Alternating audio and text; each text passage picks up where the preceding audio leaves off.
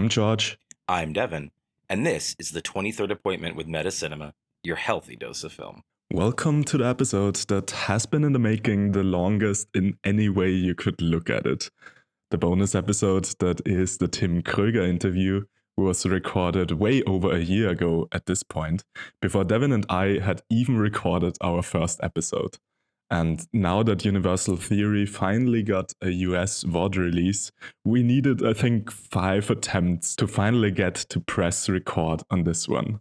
I mean, first we had to cancel recording dates because George got sick. And then I was super busy because Thanksgiving happened in the meantime. And then even George's PC broke down at one point. However, we are finally here.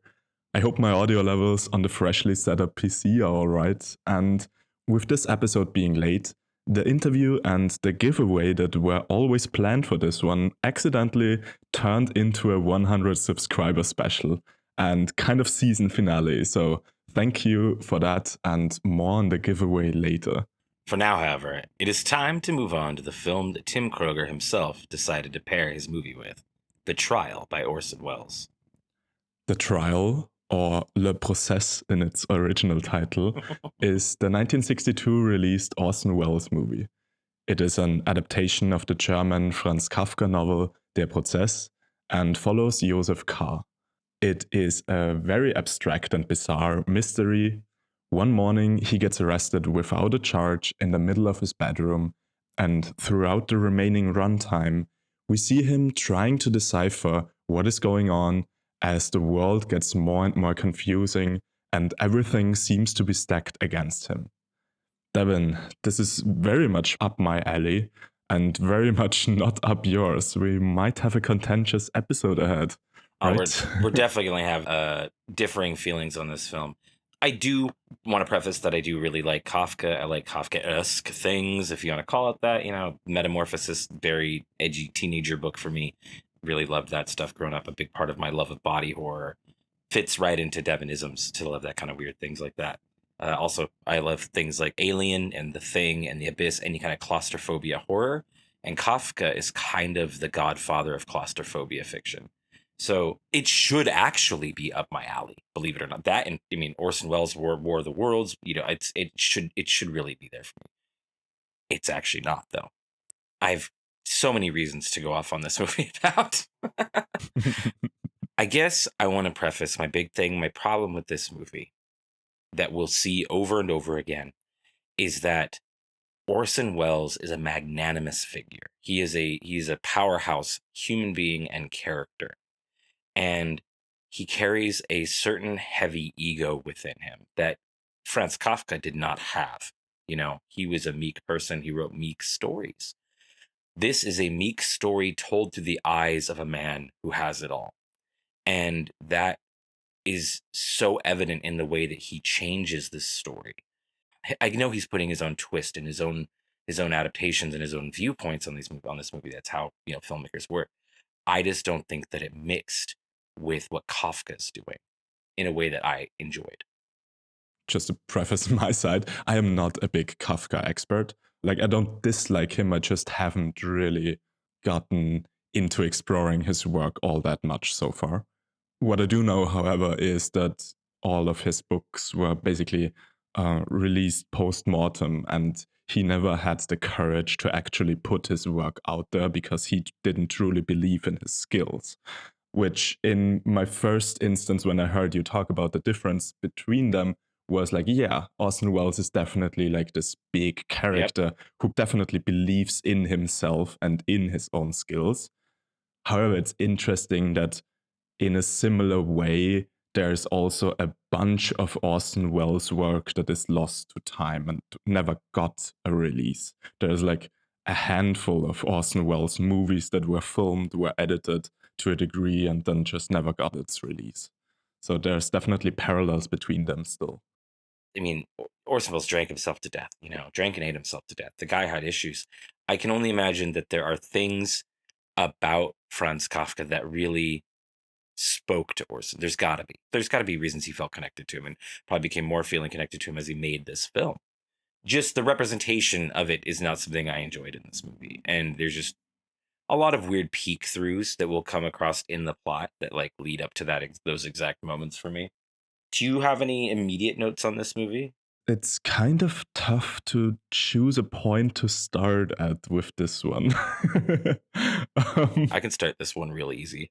If those dudes would have burst into my fucking house at that morning, at 4 o'clock in the morning or whatever, it would have gone a lot different. I think it would have gone a lot different for almost any human being on Earth.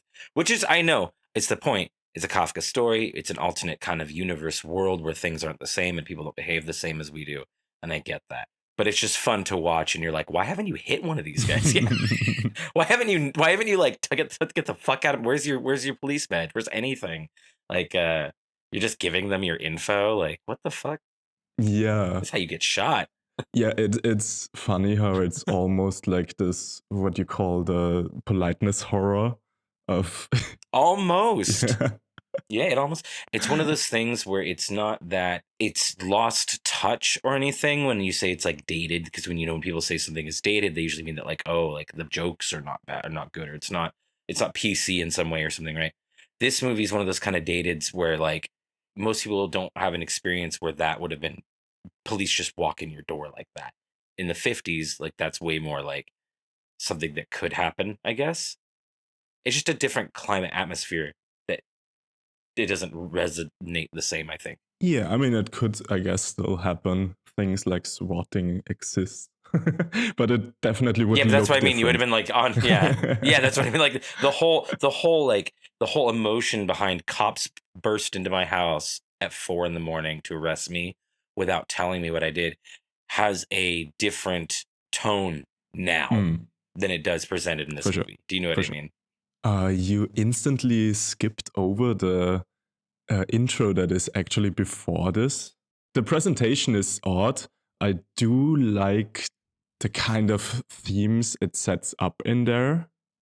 And I do think... Do you mean the presentation, like the artwork itself and the way that it like... Yeah, the kind of animated but not really animated style I have a that theory is on there. that. Yeah, sure, go off. I think that is... there's a word for it, but like it's epigraphs or whatever. It's like a rubbing on a carving or rubbing on a wood. And if I'm not mistaken, that is like a Austrian art form, right? Like a wood carving, wood burning thing or whatever, and then you rub onto that. I'm not aware if it is an Austrian invention, to be honest, but I'm aware of that technique, yeah.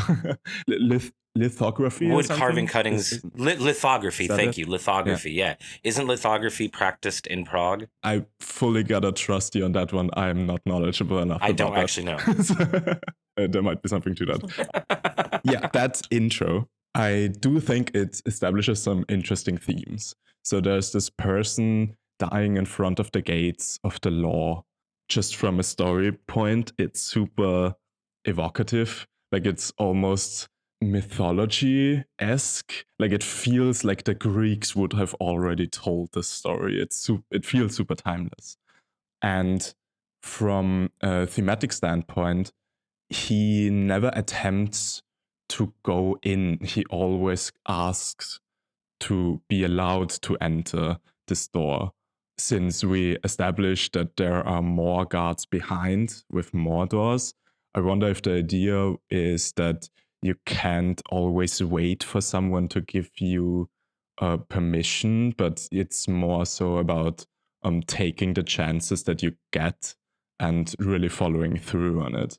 And with Kafka being the kind of person he was and not having the confidence to ever release his work, despite it being incredible, I think there might be something to that.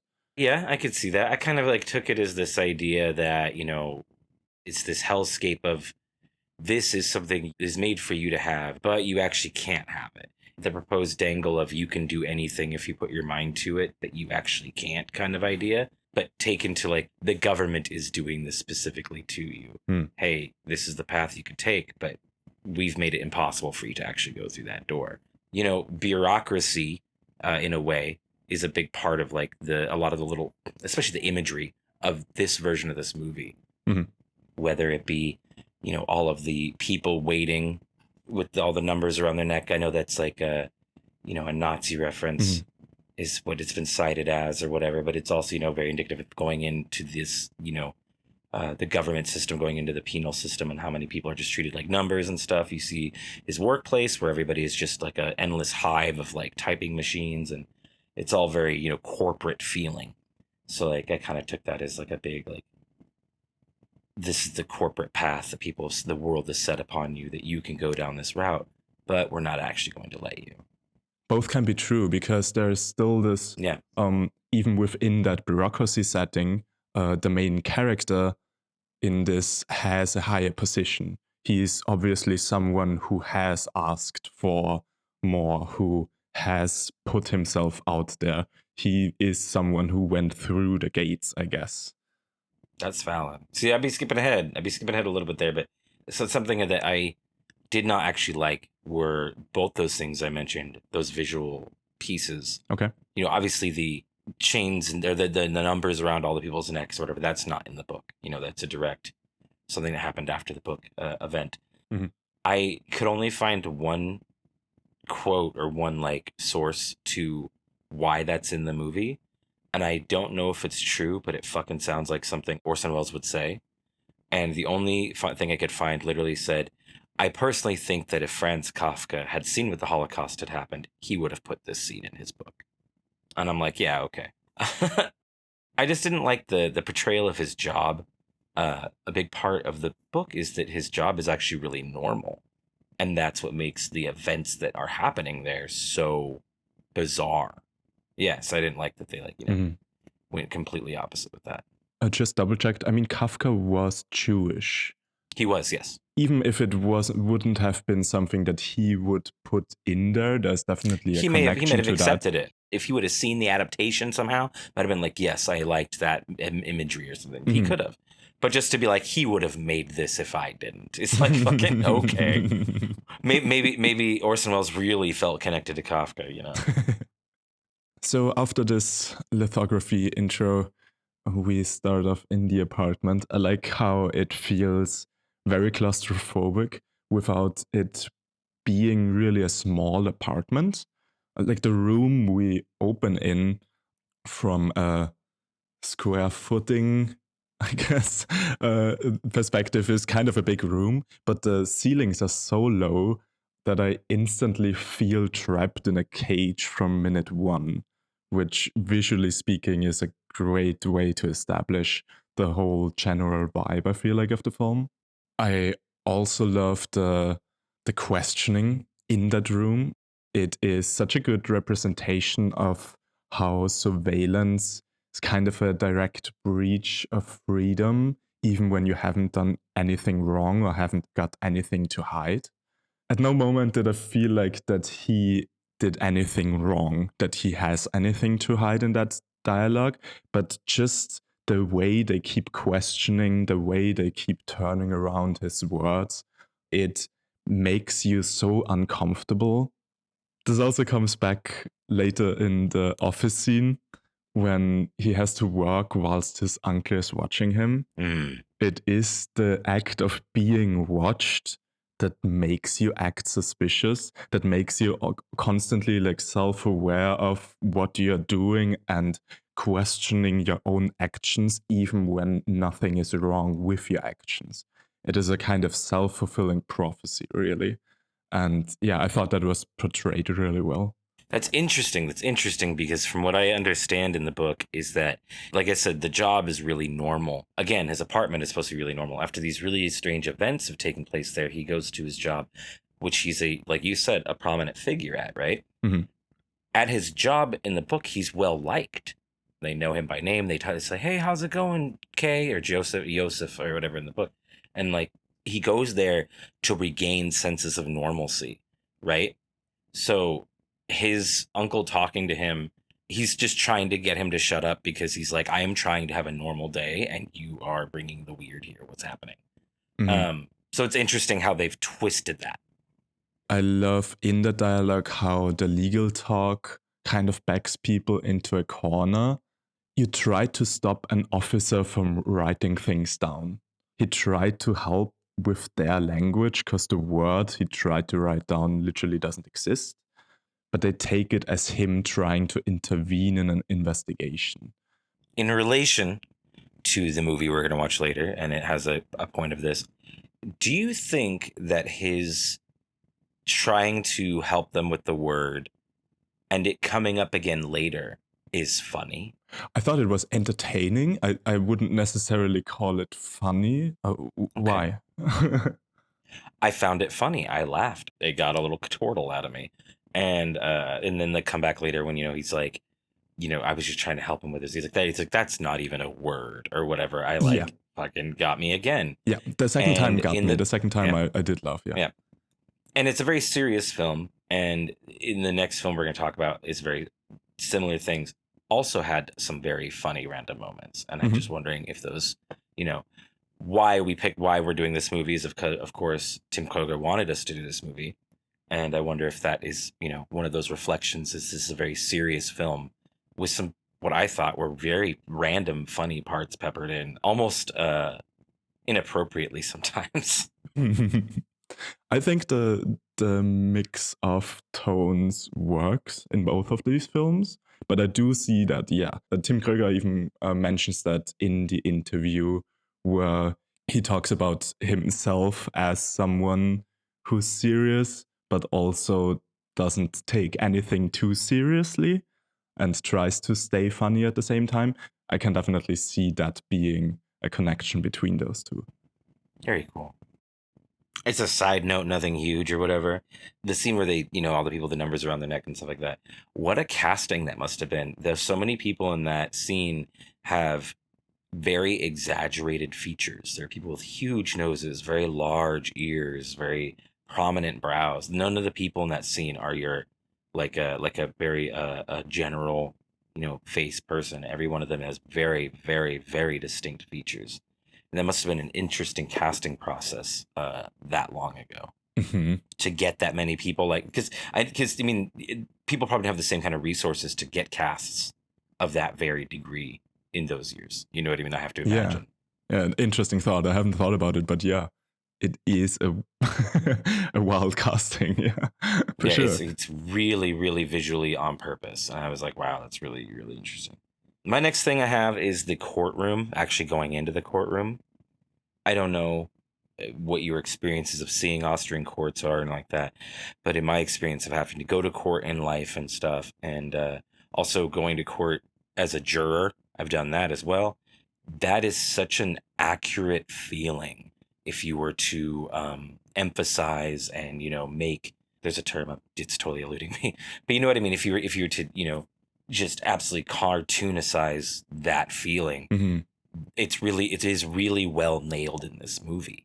I really do applaud a lot of the scenes that Orson Welles shoots in this movie and the thoughts he has. He's so good with these really wide spaces and using these really big wide spaces to paint a large singular picture. You see all these people packed into the stands staring at this one person, just a magnified version of All Eyes on You. Again, my problem, though, is that that's not very Kafka. Kafka would be very much more like the room was tiny and there was 3 people in the pack just looking at him, and that was it, just 3 eyes. You know what I mean? So it's very interesting, an explosion, a ballooning of that idea. But this does nail that feeling. It really does. It really nails that feeling of being in court and having everybody everybody's paying attention to every single word you're saying. Absolutely. And despite Kafka maybe going for a different feeling, I do think that is one thing that connects it, like both of these movies, but also connects this film in a different way to Kafka's writing. So correct me if I'm wrong or if you have a different feeling about that. But talking to people who know more about Kafka, one of the senses I got was that it's not really all that much about the logic ever for Kafka and more about the feeling it evokes with his words. 100%, yeah. So in a way that is very Kafkaesque, I guess, to have a movie where I don't think you can fully break it down in any logical plot way. But what I'm really taking away from Orson Welles' trial is all of these feelings I get throughout the film, just through scenery, be it early on with the claustrophobia in his room, or at this point, the very opposite of feeling very small in this enormous space, thousand eyes on me. Even when he leaves the courtroom, he's literally standing in front of a door that is like 5 meters tall. I don't know, like enormous. They're definitely the same ideas a lot of times being represented. I think it's so funny that it really comes down to Kafka, small man, Orson Welles, large man. And that's literally how they portray their artwork in the same way, very tight, confined versus very large, very boisterous. In an interesting way, I think, just foreshadowing to the other film, I think it kind of is almost reflective of universal theory, where it is, in a way, a small movie. Like, it is not a big budget European production, but it gives me this feeling of grandeur. Like, it feels like an enormous story, an enormous undertaking at the same time. Both of those feelings are in universal theory to me. I can definitely see where a lot of the feelings of this movie, the vibes, the atmosphere and stuff, I can see in some of the like structures, like we were talking about the humor and things like that, kind of bleed into where, universal theory goes. I do think they are very different movies story wise, though. So far, I do want to say that after watching both of these movies twice, it is an interesting movie for me, I think, to pair with, actually. Yeah. Since we're on it, I can briefly mention, I think I told you this before and we decided like against it. He suggested 2 different pairings for this movie. I don't know if you remember, it's been a year. Do you remember what the second movie would have been? I do not remember what I do. I don't remember the second one. No, I don't remember the second one. The second movie would have been a very, very different episode. He also suggested the first Indiana Jones. Raiders of the Lost Ark. Why didn't we do that one? What the fuck? I think this is a more interesting discussion. Oh my gosh. Yeah, that's crazy. Whoa. Wow. Ironically, I'm about to rewatch those because the Indiana Jones video game just came out. Oh. Is it Germans doing bad things in mountains? Is that the connection? I mean, there's the Nazi connection, there's the mystery. It's somewhat fantasy related, like it doesn't work just purely in our world. There's definitely connections there. It's the going into the mountain and into the tunnel to solve mysteries, but yeah, it's funny. It's very, very opposing movies. In America, we would, at some point in schooling, we would talk about like the big American literaturists, or writers, we would talk about, Edgar Allan Poe, things like that. H.P. Lovecraft comes up a little bit with horror, different things, Is Kafka somebody that's talked about when you're in school in Austria? I am sure it is, if you are in the right kind of school. It didn't come up from me, but in my higher education years, depending on which road you go down, basically, you kind of have less education in certain fields. That's wild. In the United States, most high school students, every grade, have to take an English class, is what it's called. And English it's just summarized from English lit or English literature. So it's literally every year of high school you have to learn about like writers and history and writing, and like that's like a required thing in all schools here. To a degree, it is here too. Like I still had German, so that does exist to a degree. It's just more predominant in some educations and less so in others. I was wondering, and since you have read the book, is the sexual tone that is in this film, is that part of the novel, or is that something that Orson Welles added to it? Because there is a lot of sexuality in this film. Man, yeah, there's so many things I want to say about that. There's some off and ons in the book that are not quite the same. There's some like hitting ons and stuff. One of the main things I think to point out is that Letty is Hold's live-in au pair assistant lady, right? That like he's clearly also sleeping with or whatever. In the book, she's like ugly. Okay. And she only like flirts and I think comes on to him, but I don't think it goes anywhere. So I think that was definitely Orson Welles up. Also, weird cuckold flex from Orson. Can we say self-insert much? don't know really why he was like, I don't know why he's like, let them sleep with another person, and then I let them tell me about it. It amuses me. All of it. I'm like, okay, yeah, I get it. Okay, buddy. It's a weird little flex in the movie. Yeah, that's a part of it. Also, like I was mentioning it now because it also comes up in that courtroom scene. The court proceedings basically get stopped because everybody's distracted by the secretary making out in the background with some dude. Yeah. Which I don't remember if is there or not, actually. Okay. But it comes back over and over again. Pretty much any woman is attracted to the protagonist and wants to sleep with him. That I don't think is super prominent in the book, that he's like, everybody loves him like that. I think that's Orson Welles projecting into this movie. The book is also told differently than the movie. The movie's like in a kind of chronological order, and the book has all of the courtroom interspersed throughout it instead. Okay. So it's kind of set up different. Hold is a like bumbling dude, the advocate, who doesn't actually really know the law and is completely, I have no idea how to help you get out of this thing. I don't know. Let's look at some books. And his entire house is just full of books to the ceiling, and he has to walk through paths basically to get places or whatever, I think. He's not like a good like help of a character. And Orson Welles turns him into this like bedridden like king. Like this dude who's got like he's got like women there, he's like that love him, and he's commanding this woman around, and like it's harem-y feeling, and like I don't know, it's such a weird flip of a character. In an interesting way, it still to a degree I feel like resembles that, because he's not helpful, and I think it even gets mentioned at some point. I can't remember which character brings it up, but someone claims later on that Holt only pretends to be this great lawyer that knows it all, whilst in actuality he's really bad at his job. The guy says like all of Hold's peers, his other people that are like him, the other, lawyers or whatever they are, I guess, consultants or whatever he's supposed to be in the movie.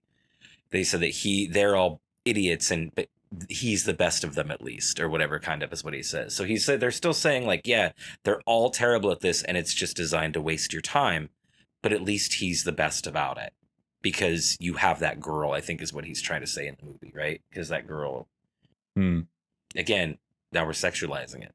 Yeah.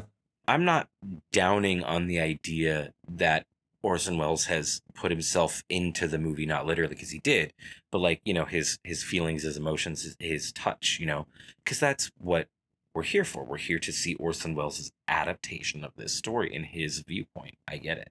It's just this interesting recurring thing of me noticing parallels still being there in your description of how it doesn't represent the original. Oh, so it's interesting. It's not even always that it doesn't represent the original, because it does. It's just I don't like the way it is representing it. Okay, fair enough. I just don't enjoy it. That's really what it is. And like I said, he's doing his version of this. It's not that he's changing it into something else. He's doing his own version of it. I just think that making things big was not the way for me in this story. I have two main like thematic things I can go off on. One where I just noticed a pattern, but don't really have too many thoughts on it. I wanted to ask you if you have any more thoughts on that. Okay. That being the idea of authority.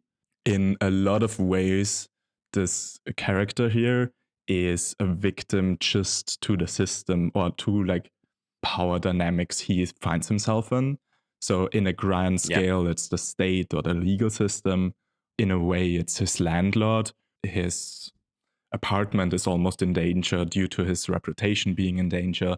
His, I guess, girlfriend, his neighbor loses the apartment even just because of the association with him. And all of a sudden it's like, a problem what she does for a living.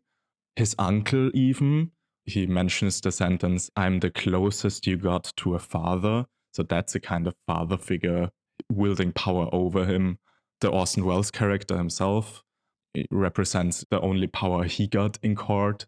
But yeah, I'm not sure what, like, I have all these puzzle pieces with this film and I can see the patterns. I'm not fully sure what to make of them. And I thought maybe you have more on that. Well, okay, so I mean, that is for me what core Kafkaism is about being helpless at the whims of something you cannot control and don't really understand why is, but you're going to have to figure it out anyways.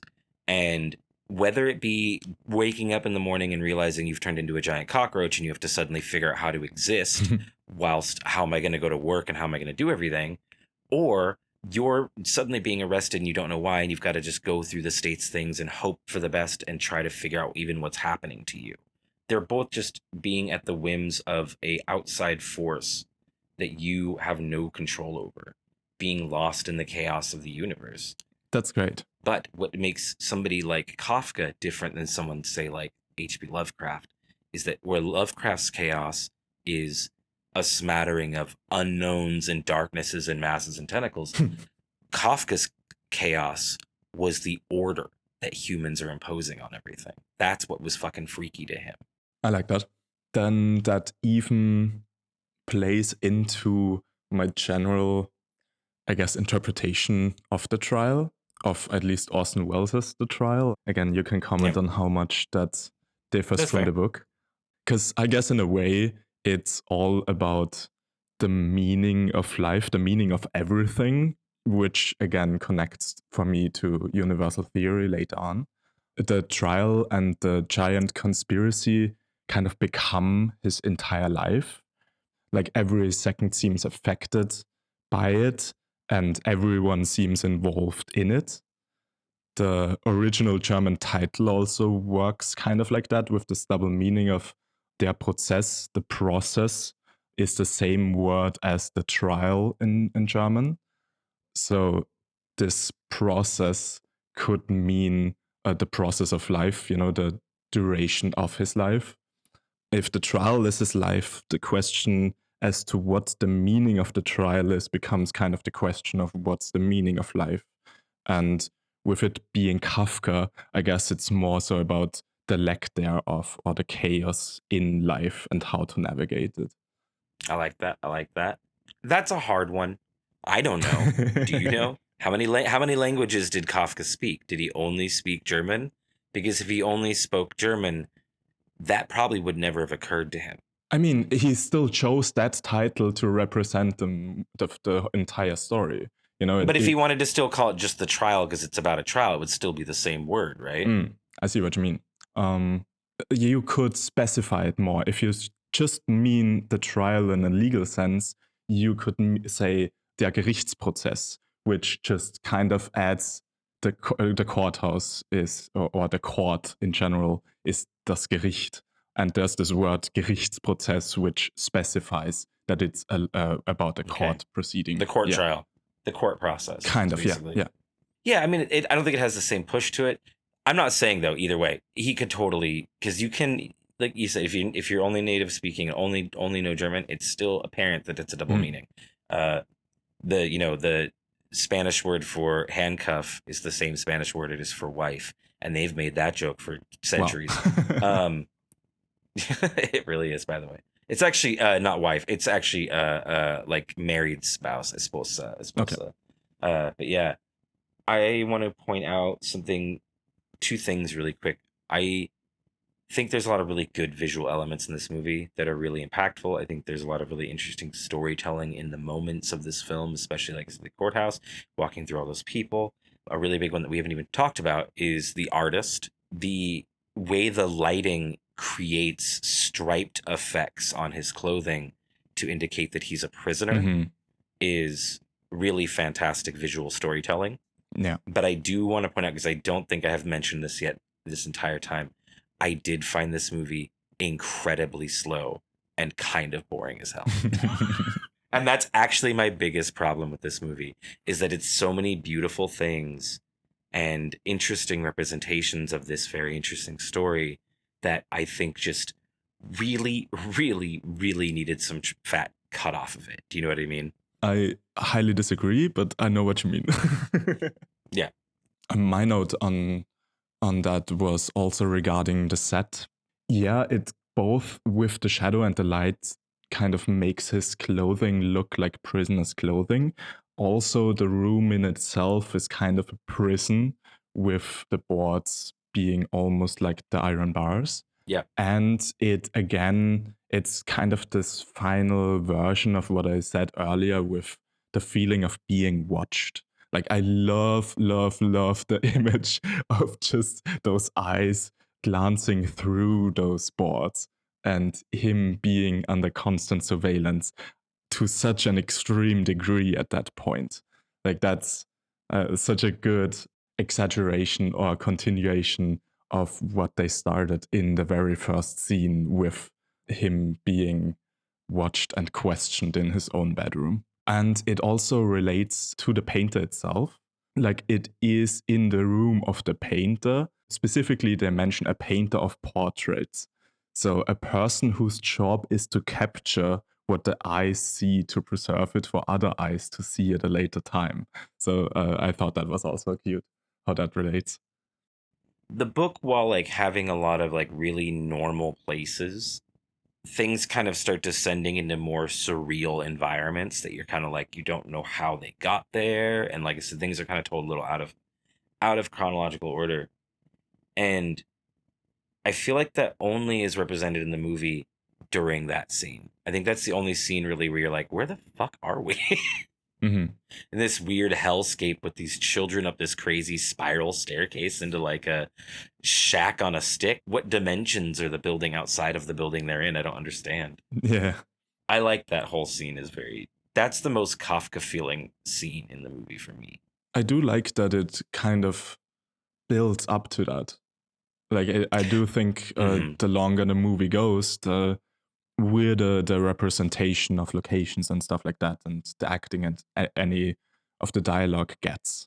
And I do like that as like just an arc of tension building, I guess. Yeah. Something I didn't bring up earlier that I want to say before we lose it on there is that in the opening scenes of the movie, we talked about how like that's very, just it's like a room with not a lot happening in it or whatever. That's the way it's described in the book, is it's just a plain room. And the like where the people are coming in is kind of vague. And like where the other rooms exist adjacent to that room is kind of vague. That is actually, I do think, is really well represented in the way they directed that scene, in the way that they're moving between all of the rooms. And it's incredibly disorienting to actually think, wait, where's the hallway? Like, wait, they just stepped into here, but then they walked around and now they're back into okay, wait a minute. How are these rooms connected? It's very strange. And I like that. It's almost like getting lost in the mundaneness of that environment. I love that. Yeah. So like I said, there's a lot of pieces of this movie that I really appreciate. I guess that means it's time to move on to the Universal Theory. The Universal Theory is a German-Swiss-Austrian co-produced 2023 feature by director Timm Kröger. It follows Johannes, a German physics student who, in the 60s, travels to a congress in the Swiss Alps alongside his mentor to attend what is announced to be the unveiling of a universal theory. The supposed star of the show, a mysterious Iranian scientist, however, never shows up, whilst the other attendees of the Congress mysteriously disappear, die, and reappear. Everything seems connected through the secret tunnels winding their way through the mountains, and a French piano player called Karin, who seems to know everything about Johannes without him knowing anything about her. Now, you saw this as it premiered, first time to everybody's eyes, correct? Not exactly. Okay. It premiered in Venice internationally first. I saw the Austrian premiere, which was one of the first screenings. But yeah, I saw it at a Biennale Film Festival. The basically entire film team was there on stage afterwards. There was a big Q&A and stuff like that. Yeah. And again, you were able to score an interview that people are able to listen to. As you're listening to this, an interview with Timm Kröger will be also available on the channel to listen to. In addition, we also created little Medicinema Universal Theory promo cards that Timm Kröger signed, and you guys can get if you are quick enough. In the episode description, you will find a little Google form for those, and you can see them on screen right now. Devyn, what's your relationship with this one? I think you're a little more neutral on this one, but you're also not the biggest universal theory fan. So, okay, let's start. My relationship to the movie is that you really wanted me to see it. Sure, yeah. It's very important for you that you wanted me to see this movie. A cool up and coming director, you know. I think this is his first American released film as well, right? Or movie to come to America. Pretty sure, yeah. Yeah. So, you know, very cool. I'll check it out, of course. My second thing I want to say is the movie that I think that I would have loved to pair this with, and that I would hope that someday he maybe checks out, is this movie called The Similars, or Los Parecidos by Isaac Esban. A really fantastic, one kind of location, black and white, modern day movie about this bus station where a traveler comes into it. All these people are stuck in this bus station. It's raining. And one by one, all of their faces begin to change into his face. And they don't know why. It's a very interesting film. But there's a lot of cool, almost that Twilight Zone-esque feelings happening with these really beautiful black and white shots. And I just think he would appreciate the artistry of this movie, of that movie, comparative in contrast with this movie. Mm-hmm. This movie at itself, I really did like this a lot more, especially than, you know, the one we watched prior to this. I love sci-fi. This does very much feel like a long Twilight Zone episode in the best ways. The shots in this movie are absolutely gorgeous. They're fantastic. Oh, yeah. There's some shots that are done that are just gorgeous. And then there's some shots that are just, well, that's the Alps and they're fucking gorgeous. But no, there are some genuine, really good plays with the black and white gradient in this movie. It does suffer the thing that I don't like about a lot of modern black and white movies, is that there's like a really specific gray scaling in actual black and white old movies that new movies don't always recreate the same way. Does that make sense? Mm-hmm. I think I can, like, it's almost a higher contrast in a way. I don't know if that's the right way to put it. I think, well, yeah, I think that's what it is that in modern day black and white, it is much more black and white, and there's less of that in betweens. Or maybe it's that people were much better in black and white eras about dressing people to accommodate for black and white, and maybe the way that they chose, you know, the way the film picked up those colors and how they could discern more types of gray, maybe. Mm-hmm. I don't know, but there's just like a middle, like you said, there's a middle missing almost in the color scheming, and that's not necessarily a bad thing. It's just, I don't know why it's not in color at that point. Personally. You mean like you kind of have struggled understanding why this film would be shot in black and white instead of being in color? Yeah, like, I mean, I get that there's some noir elements in this movie, and that kind of helps, I think, to that. But yeah, no, yeah, just in general. I think that already gets to the point of this movie, again, in a way, to me, is very much about feelings, and why I think that is such an important thing as to why he chose the Kafka story. He also mentioned this in the Q&A. It does have a quite literal solution, so to say. There is a logic to the story, and he has his logic in his mind as to what exactly happens, technically speaking, in the plot. But to me, that's really not the focus of the movie, and it's very much a movie about feelings.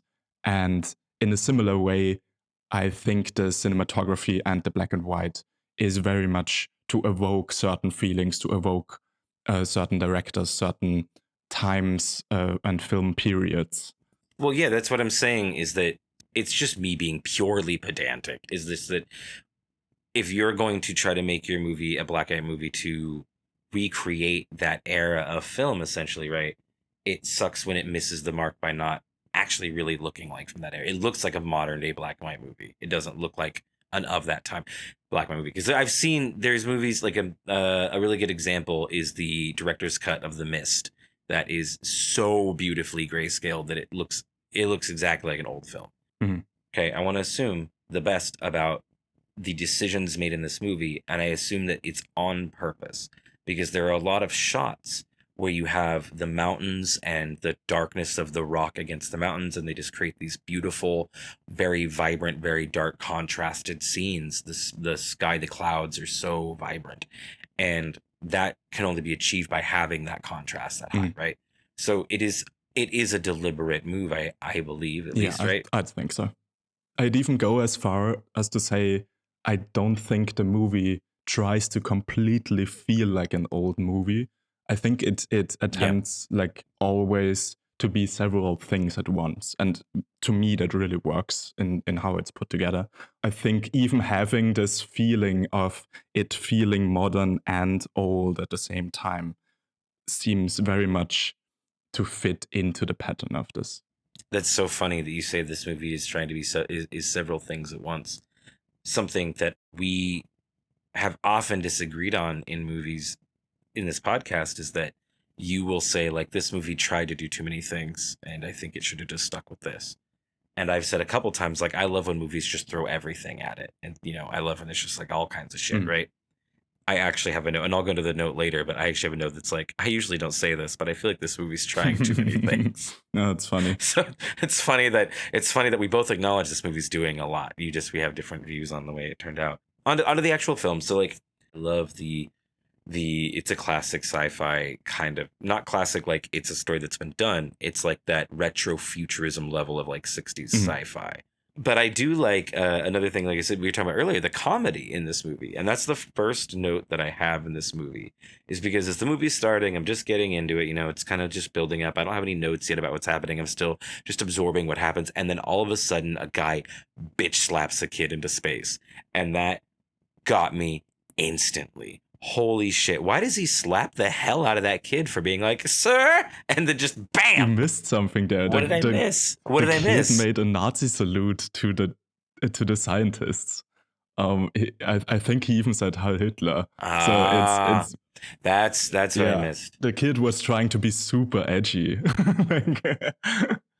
Even though that still stands, even if I would have caught that, the smack, the sound effect, the speed, the way the kid exits frame almost instantly, it's comedic as hell. It's funny as hell. The timing is very comedic, yeah. I think one point to start at would be to kind of summarize what we both feel the actual plot is. Okay, yeah. What's your reading of it? So you got a guy who goes and eventually goes through a thing that allows him to travel to the different layers of the universes that are all sitting on top of each other, all the different types of universes, the multiverse that exists. And he has a group of people in which he's done this with multiple times, and they all do this, right? And I think that we are now following another universe's version of him as he collides with the group that normally does this and interacts with the woman, and she's trying to figure out which time stream essentially he's from, and like figures out that he's not the right one or whatever, and we see the end of this guy particular's loop, or not loop, but level of reality. We're super similar with that one. I take it as we basically watch this guy who in a parallel universe is kind of the chosen one, or the one to kind of invent this or discover this multidimensional traveling and all of the theory that they need to travel there. Easy comparison.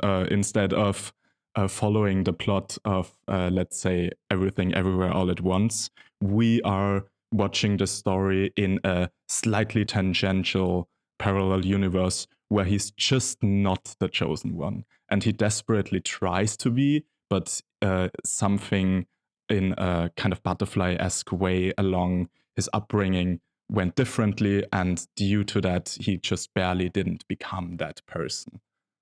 And we're watching kind of these people traveling through those universes, and I see it as maybe there's like pro and contra groups in that, as in like people who try to, I guess, save the multiverse and people who work against that. And I do feel like that at least by the end, it's kind of implied that his doctor father, or however they call him, his mentor figure, Yeah. is kind of working against that. Like the one piece of paper of the finished thesis that allows all of this, that he discovers with like the letter of Karin written on the back of it, the mentor throws out of the train and doesn't even acknowledge anything. He's the one who brings down his work in the end. Like he's one of the 3 judging doctors, I guess, and he kind of hinders him from ever becoming anything more. Is his double killed? I don't remember if that one's the guy who's double killed. No? I don't think double, but one dead version of him is found at some point. So I think by the end, we're not watching the same one we were watching in the beginning. And I also think by the end, we're not watching the same Johannes as in the beginning. He's an infiltrated version, yeah. It can be either taken, I think, as he isn't destined to be the one in this universe, or that's what they do, is make sure that in other universes he doesn't get to be another one. Or maybe in this one, it's the closest he's gotten. Like they've only had one ever do it, except for this other one. And they're like, well, we can't have 2 of us doing this type Yeah, thing. something like that, yeah. Or honestly, my real belief is that it's all coincidence and that they run into him. And it's like, oh shit, he's doing this. Oh wow. In this universe as well. I don't fully believe that due to the Karin character. She seems to seek him out, and she seems to like try to nudge him towards the direction, and she seems convinced at some point that he is the one. In that scene when she like wakes up, or he wakes up next to her, and she tries to tell him his nightmare, and it's almost correct, but it isn't quite, and she kind of realizes in that moment that he isn't, I think. Yeah, so for me, that shows like the original version of him is also already missing. They're looking for him, basically, right? Time and space, dimensions, these are all things that are inexorably tied, right? Do you Doctor Who? No. Okay. The wife of Doctor Who very famously has to keep a book because she doesn't know if when she sees the Doctor, if it's before they've met or after they've met, because of the way, he can go backward in time, right? So this is very similar, actually, I think personally, is when she's at like telling him the dream, more so actually the very first time. I forget. The story about him setting a forest on fire and he never told anyone. Yes. Showing ahead of time that she has known other versions of him, or maybe even known him in prior time. Yeah. If it was just another version that was hidden, right? And that's the like, oh, you're the Universe B version, I'm Universe B version, I've been looking for you, right? He would have instantly said something. So maybe she's trying to guess, is this before we've actually met? Am I coming to a point in your life that we haven't met yet? Interesting. But you are still the same guy? And then that's why when the dream is different, because now he's had the dream. And she's like, okay, I remember when this night happened. I'm recreating it, and this morning you're going to wake up and he's going to tell me the dream. And when it's the wrong dream, she's like, fuck, you're not the same guy. Shit, I've slept with the wrong one. I have one more thought about the time thing, by the way. Go at it. So we see it near the end of the movie, he does, he goes through the tunnel and stuff, right? But at one point he rushes into one of the rooms to be like, hey, blah, blah, blah, are you there? And it's like somebody else, like an old person or something is in the bed instead, right? And he's like, oh, excuse me. And he goes out. I am like 99% sure that there is a snowboard on the wall. Snowboards weren't invented yet, man.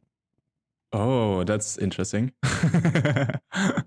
And I have to imagine that's on purpose. That's an on purpose small little thing to say this isn't the same place he was before. He's somewhere else now.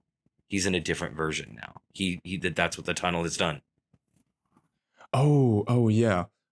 I initially wanted to say, like, I wonder if Karin knows that in the universe that she slept with him, she died as a child in a concentration camp, which is something we find out later.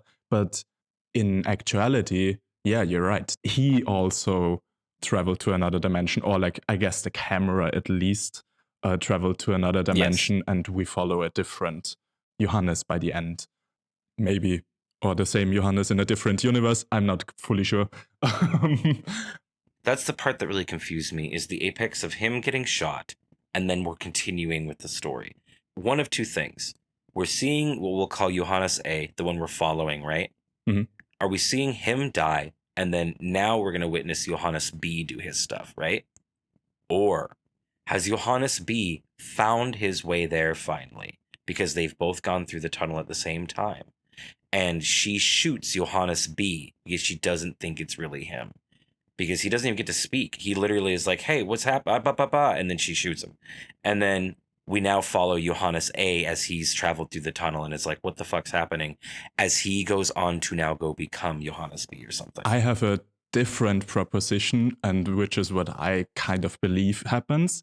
I think in that moment, the universe is kind of again split apart, as in this is a decisive moment where, depending on a character's decision, either path A could happen or path B, therefore both parallel universes have to exist, kind of thing. As in, in the parallel universe theory, multiverse theory, whatever, any possible scenario exists as another version. So I think what's happening is that we see Johannes A in that moment being shot and not being shot. And in one strang of the story, he would just disappear. And in the other, we keep following him along, but he also is so close to the edge of that portal, whatever thing, that he also along the way, ended up in a different universe. I like this. We could continue this back and forth for a long time, and I'm assuming this will bring back up more times. But I think we should push a little bit onto the actual plot as it moves, and I think it'll help illuminate little things for each other. Sure. My next literal note, and it's so funny. I had this whole emotional roller coaster with this character. I really liked the wasted Nobel Prize winner in the jazz scene. And then later says, did this dude just call someone a Jew lover? What the fuck? So I had a whole emotion. Yeah, that's the Bloomberg character. I think maybe my favorite character of the film. It's also revealed in that, I think, Jew lover scene that he worked for the regime for like 3 years. In them talking at the dinner table with the other very smarts people. Exactly. While the ladies on ergot, wild drug to be taking. What a wild drug in general. I really appreciated, on that same note, the absolute accuracy in the carpet scene. Yeah. Oh man, I don't know if the director was behind that. I don't know if they had a special visual artist who just filled in that idea. I don't know if they had an art director, but whoever did that, I see you, man. I see you. That was one of the moments that made me laugh out loud. Like when he just drops down on his knees on that carpet to stare at it. I was like, oh my God, that's hilarious. Oh my God, so well done. Man, that's very accurate representation of what that looks like. And that's not ergot necessarily, but you know. Yeah, psychedelics. If we want to go a bit step by step, I have something in the very, very beginning of the movie, before we see the first images even. Okay, yeah. In the opening credit, we hear some sounds. And I only realized this on my most recent rewatch. Those are the exact sounds from the ending when Johannes scrolls through the audio recordings he does in the cave in an effort to find any signs from Karin. And I thought that was kind of amazing, even before we do the whole old TV show kind of thing where he appears as the author of Universal Theory. Yeah, because that part's in color. Yeah. And accurately looks like the time period that it's portraying. But yeah, that's fine. Anyways. I also like in that moment, quickly on that TV scene, how it foreshadows a lot of the movie by just the guy kind of talking briefly about what the book is about. He says stuff like, it's psychedelic, far out. There's a woman involved. There's kind of a love story, a lot of mystery in the Alps and stuff like that. It was super funny, and it's a great way to foreshadow some stuff. Speaking of the Alps themselves, very early in the movie, we were treated to this scene of them on a balcony to, a beautiful view. Mm-hmm. I did some searching to try to figure this out and found that force majeure, the infamous scene of that film, is actually from a soundstage, and the movies or the background, the the mountains or whatever are like the Rockies or something. They're not even like the Alps at all. But holy shit, does that not look exactly the same?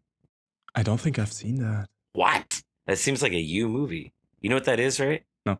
It's just like a couple goes to the Alps and they sit on a balcony with their family, like a couple and a couple kids or whatever. And then an avalanche happens. And as it happens, the dad gets up and runs the fuck away. But nobody gets hurt. And then they have to like reconcile throughout the film that the dad got up and ran the fuck away. That's what the movie's about. That sounds so much like a me movie. It's one. That's why I'm like, how have you not seen this? It's directed. It was. I think the first movie by the guy who did Triangle of Sadness. Oh yeah, I need to get on that. That's awesome. But yeah, there's a scene in that movie, and which has also, by the way, been remade into an English like an American comedy with Will Ferrell. I don't know why they did that. There's a scene in that movie that is literally the framing, the like lighting, the way the Alps look, and it's a very direct, the angles of like the balcony and the way that you can see over it and the way you can see out into the mountains is a very direct view. And there's an entire conversation that happens in the very beginning of the movie on that balcony in Universal Theory. I have to imagine that is got to be some kind of either deliberate, like I liked the way that framed or whatever, or homage or whatever, or that's just what it really looks like when you sit in like a balcony at the Alps. It does often look like that, to be fair. As I said, I haven't seen it, so it might still be very specific with the framing and stuff. But it's honestly just super fascinating to me that it's again shows like that's something I've stumbled upon, like researching how people see this film, what they think about it. I feel like everybody sees different homages and different references in this film, and no one like there's no unified thing regarding that. There seems to be so much put into it. Don't tell me that there's no universal theory about universal theory. Well, yeah, that's what I'm saying. Clickbait title, done. But yeah, that's funny because I haven't heard of that one yet. When I write up on different references. What were the inspirations that he said he had for this film? He said big one, definitely Hitchcock, definitely Lynch in like the tonality and stuff. There's a lot of visual stuff taken that was kind of funny to me, and I'm not sure how that quite works for the international audience, and we kind of skipped over that a little bit already. That is references to how Heimatfilms are filmed. Say that again. How what films? Heimatfilm. Homely movies, I guess. Movies about our home. Video? No, like it's not meant as in a home video DIY kind of thing, but he briefly talks about it in the interview as well. And I think in like the 60s, so post World War II, a lot of films were shot that were kind of cheesy, mostly surrounding love and always using the Alps as a backdrop, super romanticized, and just very comfort food-esque films. And that's called the Heimatfilm. And it very much, I feel like, references that in some of the cinematography that feels a little bit more cheesy. Like there's the beginning sequence with the kids, with the two Swiss kids playing around in the Alps and discovering that one tunnel. That to me just feels like filmed like a Heimatfilm. A lot of the cinematography with how with the movement of the camera and stuff like that is very cheesy compared to the rest, and I feel like that's an active attempt at that. It's so funny. For me, it feels very much like a classic sci-fi film. And I like that. It's very Twilight Zone. This movie really, I cannot express that enough, how much this movie really screams Twilight Zone to me, which is not a bad thing at all. I think it's one of the highest compliments a film can have, in my opinion, honestly. I wonder which Hitchcock he was inspired by. That's interesting. He said Hitchcock's filmography was like the general go-to inspiration. So probably a lot. I remember an interview. I sadly didn't re-listen to it now, and it's been a while, with the Austrian film critic Bierreiser, and she asked him about a specific Hitchcock film that also includes skiing and about the framing and stuff like that. And he just replied that he hadn't seen that one. So it's funny how, people are even seeing references that are totally not even intended in this film. It just feels so, again, to me, it's this thing of it feels like all of these things. So it's very easy to interpret them into it and to see those homages in there, because it's just fantastic with evoking those feelings. The turning with the skis and the people dodging while they turn and ducking under the skis, that's some Looney Tunes shit, and I'm here for it. That's so funny. That's so good. It's so good. And again, that's what I was talking about earlier when I was saying that there's parts of the trial that just feel almost slapsticky. They just feel silly. And they're thrown so randomly into this movie. Mm-hmm. Just from a visual standpoint, I love the cloud design, like those clouds that always show up supposedly when someone is traveling through the mountains through the portal right now. Mm-hmm. I would guess that it is CGI, but it might as well be water tank clouds. Like, it looked very reminiscent of that, and I thought, oh, that's so cute. It literally looks like if you've ever been in like really crazy waves in the ocean, it literally looks like what it looks like when you look up through the water. Yeah, it looks like clouds made of that. Yeah, it's very beautiful. For sure. There's also, whilst we're still on the beginning of kind of the plot, a beautiful foreshadow.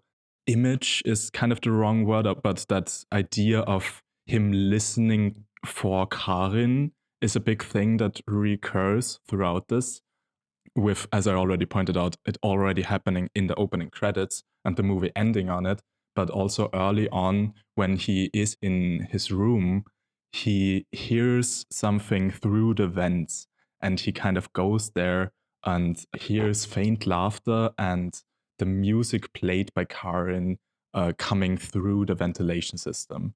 And I just love how that's kind of evocative of him listening out for Karin in the end in the tunnels, or like through his headphones and trying to get those faint little sounds from her. Oh, I like that. I didn't pick that up at all. Mm. When we get to the trippy moment that we already mentioned with the carpet and stuff like that, I love that Blumberg is tripping in that moment, because it is the first time we get the whole connection through the elevator, and it just adds this slight uncertainty to it all, with him kind of being an unreliable narrator at that moment, because we just established he's tripping so hard. and that's when he discovers kind of the tunnel for the first time. So that's a beautiful little distraction almost, I guess. I have a question for you. Mm-hmm. Why the rashes? Good question. Initially, I kind of took it as maybe like side effects of traveling through the universes. That's what I took it as. But that would imply that his mentor already got swapped out way earlier than I thought he was. They also say that a lot of people got the rashes. That's why they are kind of in this lockdown, quarantine kind of thing, which is funny because the movie was like in the making for 7 years. This was a way before COVID project, and it was delayed due to COVID, due to the pandemic. I was Googling to see if, because like I said, ergot causes, if your prolonged usage can cause gangrene or whatever. I was looking to see if it causes rashes, because if it did, I was like, oh, everybody was fucking getting high in the hotel. But no, it does not, from what I can tell, cause rashes necessarily. So, I called it tunnel burn, because it's like the burn, it's like the weird shit that happens to you when you go through the tunnel. Yeah, I like that. And my second question, real quick, before we move into more plot, because this actually does kind of happen right around where we're at. Why the lights flickering when they do? Do you think that those have significance when they flicker? Yeah, I'd assume that it might be the same as like the clouds, as in that's the moment someone went through the portal, through the tunnel. Oh, we're seeing it like the inside or something instead, yeah. An indicator for when you're indoors. Mm-hmm. Yeah, basically that, like a visual a cue that also appears indoors compared to the clouds outdoors. That's funny. So nice of them to put a bell on it. I like all of the ways it connects to World War II. These are the things I missed. I actually have a direct question about that. Go on. Sure. We already mentioned the dialogue early on with Bloomberg, where he says, "I was mistaken, my God." And he gets called out with the reply of like, "For 3 long years." At the dinner table, right? Yeah, at the dinner table. It's just this little moment, but it's so interesting to me to address that so much of German-speaking scientific progress was being made throughout that time. And also like even the other side, like the, American side or the Allies or whatever. Mm-hmm. And a lot of it, for very unethical reasons. I feel like after World War II, a lot of those scientists just kind of got off without any consequences. I know that one of the basically founding fathers of NASA was a former German Nazi scientist that they just got out of there to work on the space program. He worked initially on like rockets that were supposed to deliver bombs, not humans into space, basically. So it's really interesting. It's kind of again this what I really loved which is the main theme there. Not here more like a side note of Zone of Interest, of this talking about the actual origins, talking about the uncomfortable parts of the past and not just denying that they ever happened. And it does so in an interesting way. It's interesting to me. America did bring in a lot of the German scientists directly after that, right? Mm-hmm. But that's interestingly reflected in our media. The classic like mad scientist image that's built in America is like the super cartoony, like, and we will build a machine, like bad fucking accented German scientist for some reason. And I bet you 100% it's because of how many of those people we brought into our actual like big like NASA and Lockheed Martin, all these huge companies that hired them and stuff. And I bet you that's part of where that comes from. For sure. I also like how it connects the mystery to it. The Nazis definitely used the mountains and did a lot of tunnel digging and tunnel boring. Those exist in the Alps, right? Those fully exist in the Alps, yeah. Timm Kröger said in the interview the specific story that he was inspired by for that were underground plane factories where they built fighter jets, basically.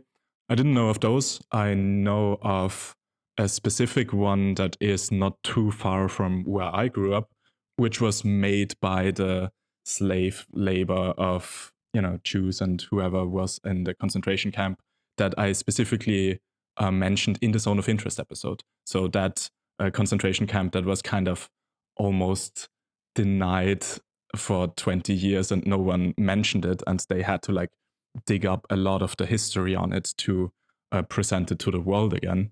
That specific one built not too far from here with that slave labor underground tank facility. The tank factory never got built. They just made huge tunnels in preparation for that, and then World War II kind of ended. But the resolution to those tunnel systems was basically that they just shut them in. Like they closed off the entrances, and you can get in nowadays. Like urban explorers have been in there. There's not a lot to explore, it's just tunnels. But yeah, that felt super evocative of the whole, that's how we handle it here. We just don't talk about it, we shut it, and that's it.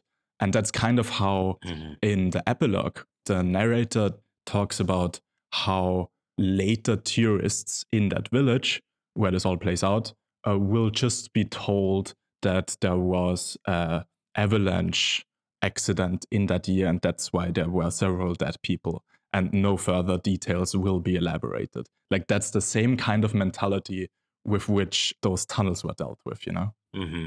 It's interesting to think about from that perspective because I don't have any of that perspective. I was going to ask earlier before we get too far away from it, the conversation when Bloomberg, when he's ousted, they drop a lot of names in that conversation. Are any of those names indicators to that's what they're kind of alluding to? I would assume that they probably would be then, those real characters who were involved in that, for sure. There's also more little connections. It mentions that this tunnel specifically was an uranium mine, implied that it was like the counter program to the Manhattan Project, and that kind of gives an in-universe explanation of why this specific cave or this specific mine would be prone to something supernatural. Interesting. I did not really catch that, I guess. And the one thing that I already mentioned earlier on as well, with Johannes later on finding the grave of a 7-year-old Karin who died in a concentration camp, in that universe at least, where we end up at the end. We came to very similar conclusions about a lot of things, about how the plot works in this movie, right? Mm-hmm. But for me, I kept arriving at those conclusions and thinking, is this really what the movie's saying to me right now? Like, it felt like there were times where it was kind of bumbling and losing its footing. I don't know how to explain that. To me, it's kind of part of what I like about it. I guess that's kind of, again, the differences of us. Yeah. It's the vagueness, and that's okay. I like vagueness sometimes. And I think the big thing for me is the epilogue. Let's not split hairs, man. We've said this before. I've said this before so many times. It's a montage. It's kind of a long montage, man. And I don't mess with them. And I think it's just a personal thing. Even on this second watch through, it just loses me. That's my biggest thing. I think my biggest hard time I have with this film. Mm-hmm. There's things in it that I don't even quite understand. And I think that was just due to my breaking engagement. So yeah, if you have anything later at any point that you want to explain about the epilogue, I'd love that. Like, I thought about it, and I don't super love the big montage ending, but I also don't dislike it. Since we're watching this character, who is barely not the chosen one, I think it's interesting to tell that story to an end. Not explain away all the mystery, because that character never finds all the answers to the mystery, but explain the emotional journey he went through due to all of that. In a way, it kind of shows, if I again pull the easy comparison of Everything Everywhere All at Once, it shows the kind of destruction that would leave in the neighboring parallel universes that we usually don't think about.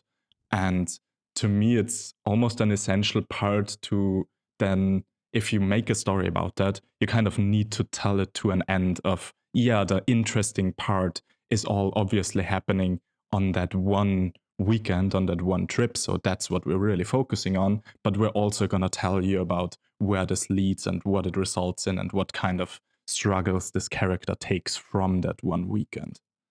And I don't think there's really any way to summarize that enormous amount of plot, basically, that enormous amount of time and progress without the kind of montage epilogue thing.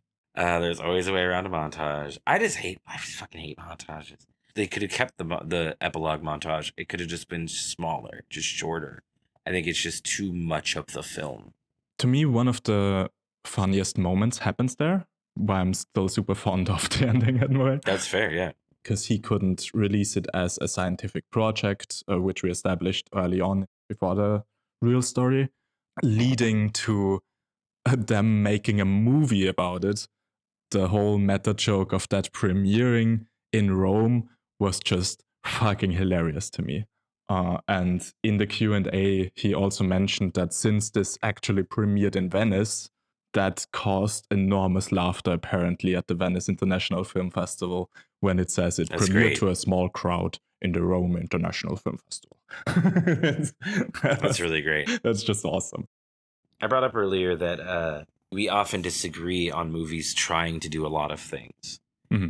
It does so many things that are interesting, but I don't spend enough time with them to become invested in what's happening. I'm instantly the tunnel. What's going on with the fucking tunnel? What the hell's that?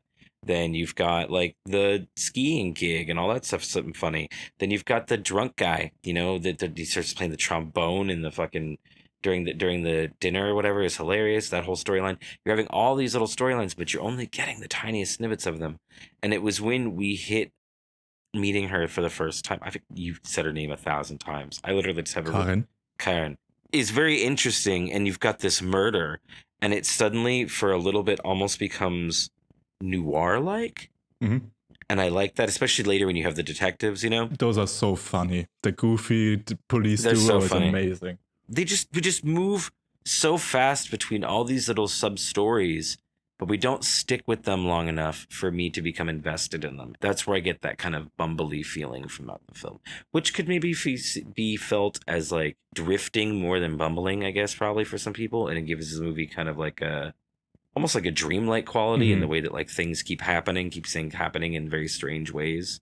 Which is to me the same kind of feeling that the trial evokes by Orson Welles again, like kind of a connection to me. Okay, I can see that. Yeah, and I could see how that could be taken. For me, it's just, you know, story is king for me over vibe always. So I think I just focus too much on that. Mm-hmm. Which I love that this movie kind of provides both. Mm-hmm. And it kind of shows, I feel like, why you enjoyed this more than the trial, because the trial is almost exclusively that kind of feeling vibes thing. Yeah. And this has this, and I love it about it. It's more so the focus of myself. Like I love it more than the actual plot, but it still has that plot to kind of dissect, which I guess gave you more of the enjoyment. Mm-hmm. Yeah, it's definitely got meat on its bones as far as the story goes.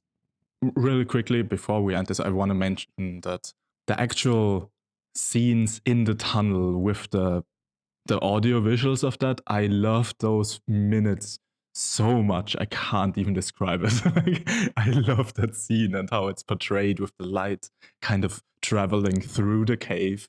Oh my God. Mm-hmm. So beautiful. It's very cool. It's very, very cool. I like that as well. All the little effect things in this movie were done really well. Mm. And regarding the, I guess, pacing, or is it right if I say it for you, the lack of payoff maybe, or the lack of exploration of all the things that it establishes? I mean, maybe it is the exploration. We just don't like, I guess some things just don't feel like they have impact or lasting impact. Mm. That's kind of my feeling I got when I read into the reception of this movie.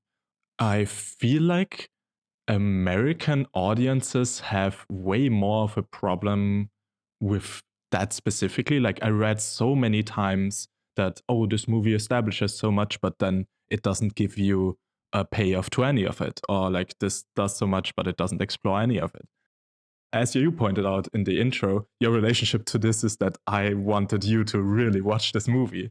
I wanted a lot of people to watch this movie. I showed this to many people. I went to the screenings a few times in the cinema and dragged people along with me. And none of the people that I showed it to ever had a problem with the pacing, with payoff, or like the way it explored that stuff.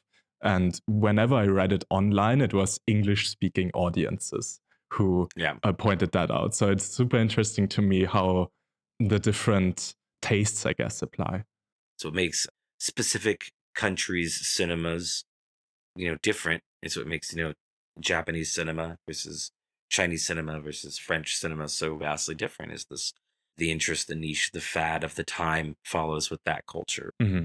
I'm guessing there's probably some pretty positive letterbox reviews and stuff like that from English speakers as well that didn't have those problems. But I know what you're saying. I also don't know if it's just my personal attachment to the film or just a general feeling I get, but I almost feel like this movie is also, I don't know, unfairly judged. There's this weird feeling I got from like reading through those reviews where I was like, I have read reviews of the same guy celebrating other filmmakers being vague. And I was like, what if it was the same movie, but I don't know, a David Lynch was next to the title? Would they really still hate it that much, or would they all of a sudden, just due to different expectations or whatever, have celebrated the same vagueness? And I was like, We have been in a mutual movie watching group for about 3 years now. and have been recommending each other movies back and forth for 3 years. Mhm. I have literally felt like that about so many of my movies. Literally that exact thing. I'm like, if this movie just was fucking had whoever's name on it, they would have actually liked it and tried to watch it. And it not like necessarily your movies particularly, but I feel like that about a lot of films for sure, dude. Oh, so I get that feeling 100%. I think that this movie is really well crafted. I think it's beautiful. I think it has a lot of interesting tie-ins. I think it gave me more than I expected out of it. Even with those problems and stuff, it just keeps me from saying, this is a fantastic, amazing, great film. If somebody was into sci-fi movies that I knew and they liked, older style sci-fi movies, I would absolutely recommend this for sure. Nice. Absolutely for sure. Nice. Yeah, 100%. I'm excited to see what he does next, For sure. There's also this layer to this where, to me, it's also a super important kind of modern milestone of German filmmaking. So specifically Germany's film industry. I'd say Austria is kind of has a different point or a different stance on a lot of things. But specifically the German film industry has been criticized about kind of being stale and being asleep at the wheel, kind of, where the film funding system will fund the same type of movies over and over again. And there's basically like two versions of this. It's either the dumb German comedy. There's like a handful of pretty famous German comedy actors, comedy directors. Die Nacht der lebenden Loser. Absolutely butchering it. Die Nacht der lebenden Loser? I don't know what that is. It's a terrible German comedy movie. Yeah, well, there's a lot of those. Let's put it that way. And I can't believe that this movie even exists, honestly. In the German film system, making a movie like this that is so singular, like even just summarizing it, it's like a multiverse movie that's filmed in black and white, takes place in the Alps, has some dorky elements to it, but is also very Lynchian. Like, how the fuck did Timm Kröger somehow convince anyone in Germany to give him money to make this film? It's incredible to me. I can't believe it was made, and I'm so glad that it was made. I believed I had to fight for it for quite a while, but oh my god, is that ever a feat to pull off in Germany? And to a degree, I also think that might be something that the Orson Welles side of the trial relates to this, where Orson Welles famously had final cut for Citizen Kane, but lost it pretty much instantly with the next film and fought for final cut rights his entire life. That's like one of the most notable things about Orson Welles, that he wanted to have full control over his projects at all times. And of all the Orson Welles facts I know, that wasn't one of them. I heard that so many times repeated. What? Yeah. That's cool. I think that maybe Timm Kröger had to jump through a lot of hoops and had to fight many fights for this movie to end up the way it is now. I would assume that due to that, he might also relate to Orson Welles' story and his process. And it's kind of insane that Orson Welles managed to release the 1962 trial the way it was as well. Like, that's also a movie that specifically for that time, pitching that if it wasn't Kafka that was connected to it and had that fame, I don't think it would have been possible to fund a movie like that either. So yeah.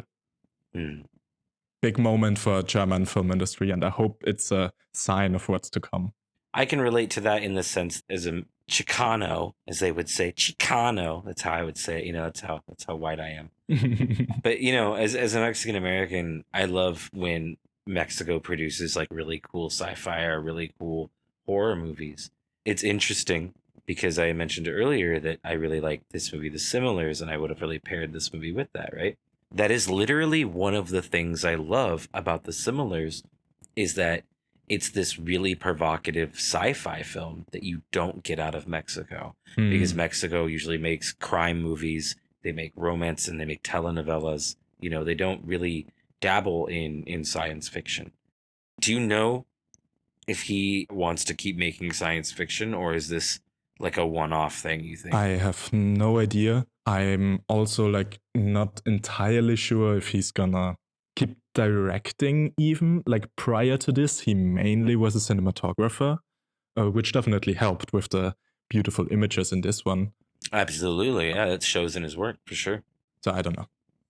I really value movies that I don't think are super fantastic because they're always doing something different, at least. They might not nail it, but it's always something original and exciting and different. And that's something I really do value about this movie, is it's doing that. For sure. As said earlier, with this episode, we kind of celebrate the end of season 1 of Medicinema and us reaching 100 subscribers. Make sure to fill out the form below for your chance at the promo cards. We've been doing this now for a year, and we'll take some time off for the winter break after this one. There are some slight changes and adjustments planned for season 2, so look forward to that. Since it's still quite a while till then, we haven't decided on what movie pairing yet we'll be doing, and it will end up being kind of a surprise episode when it comes out. So thank you again for 1 year of Medicinema. Thank you, Timm Kröger, for taking the time to be interviewed for a podcast that literally didn't even exist yet at the time.